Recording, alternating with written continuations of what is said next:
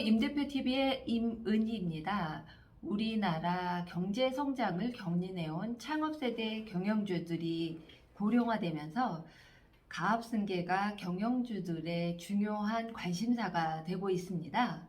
우리 정부에서도 경제 성장의 주축인 중소중견기업들의 원활한 가압승계 제도를 지원하기 위해서 가업상속 공제 제도를 비롯해서 기업 경영자가 60세 이상인 경우에 생전에 계획적으로 사전에 상속할 수 있도록 지원하는 가업승계 증여세 과세 특례 제도, 또 60세 이상 부모로부터 자금 등을 지원받아서 중소기업을 창업하는 경우에 아주 낮은 증여세율을 적용하는 창업자금 증여세 과세 특례 제도를 운영을 하고 있는데요.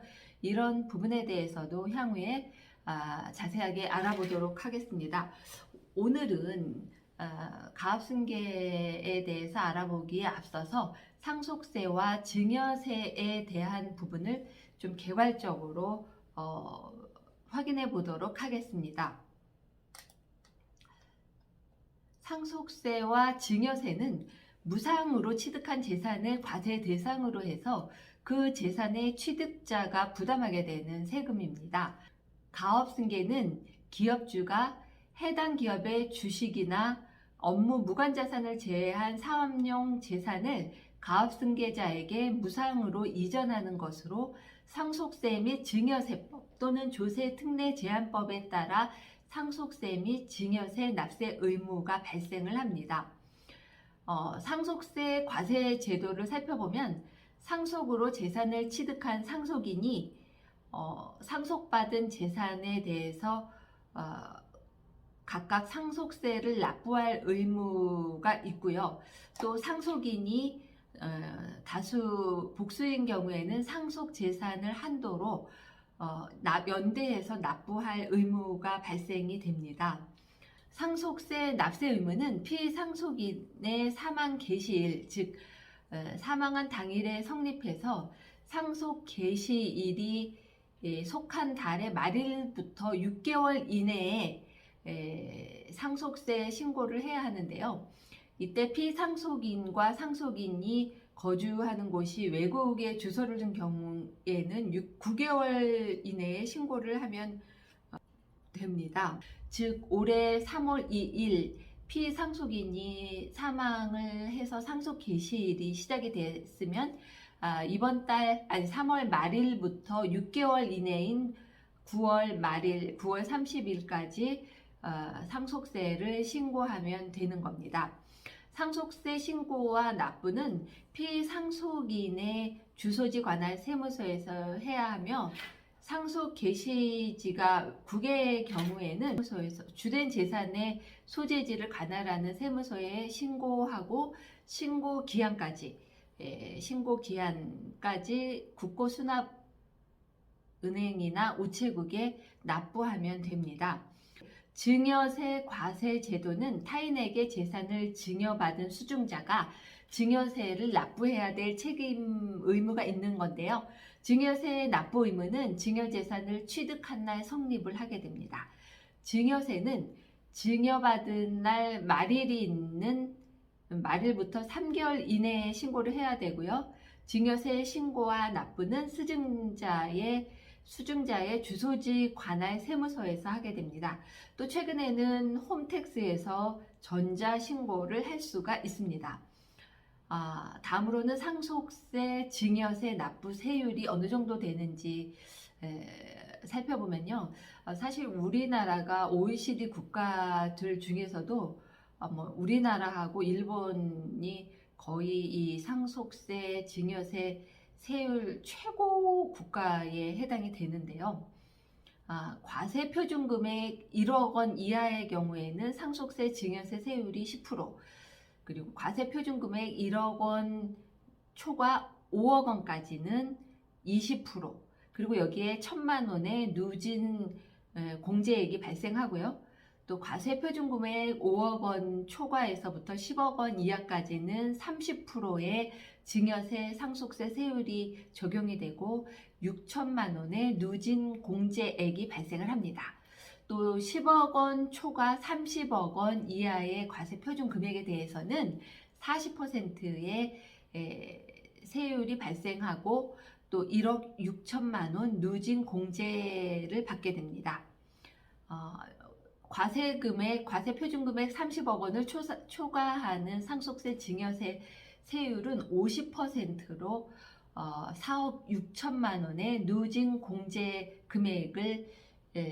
공제액이 발생을 합니다.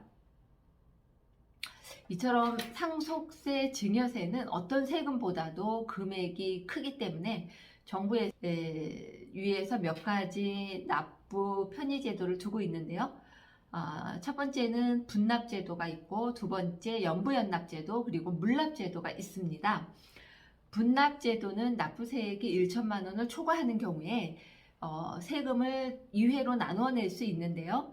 2회분은 납부기간이 경과한 후 2개월 이내에 이자 부담 없이 분할 납부가 가능합니다. 납부세액이 2천만 원 이하의 경우에는 2회 납부금액은 1천만 원을 초과하는 금액을 할 수 있고요. 납부세액이 2천만 원을 초과하는 경우에는 그 세액의 50% 이하 금액을 2회차에 납부를 할 수 있습니다. 또 연부연납 제도라는 게 있는데, 상속세 증여세 납부세액이 2천만 원을 초과하는 경우에 연부연납 신청을 해서 장기간에 걸쳐 세금을 납부할 수가 있습니다. 이때 연부연납 신청서의 상당의 납세 담보를 제공을 해야 되고, 또 연부연납 가산금이 추가로 발생해서 이를 납부해야 됩니다. 마지막으로 물납제도는, 이거는 증여세에는 해당되지 않고 상속세만 해당이 되는데요. 세금의 현금 납부가 곤란한 경우에 일정한 요건을 갖추어 세무서장의 허가를 받으면 상속받은 재산으로 세금을 납부할 수 있습니다. 그러면은 물납으로 세금을 납부할 수 있는 요건은 어떤 것이 있는지 확인을 해보겠습니다. 첫 번째는 상속재산 중 부동산 또는 유가증권의 가액이 해당 상속재산 가액의 2분의 1을 초과하는 경우, 부동산이나 유가증권은 빠르게 황금성을 갖기가 어렵죠. 이게 세금을 내기 위해서 가격이 떨어져 있을 때 빠르게 처분하면서 손해를 볼 수 있기 때문에, 이런 경우에는 물납을 할 수가 있고요. 또 상속세 납부세액이 2천만 원을 초과하는 경우, 그리고 상속세 납부세액의 상속재산 가액 중 금융재산 가액을 초과하는 경우, 또 물납을 신청한 재산의 관리 처분이 적당하다고 인정되는 경우, 기한 내 관할 세무서장의 신청 허가를 받으면 부동산 또는 유가증권으로 세금을 납부할 수가 있는데요.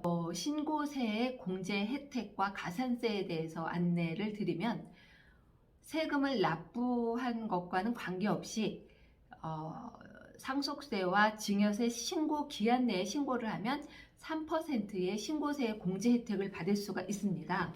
그런데 신고 기한 내에 신고하지 않으면 신고세의 공제 혜택을 받지 못하고 10%에서 40%의 무신고, 과소신고 가산세가 부과됩니다. 오늘은 가압승계제도를 알아보기에 앞서서 상속세 또 증여세에 대해서 개괄적으로 알아봤는데요. 오늘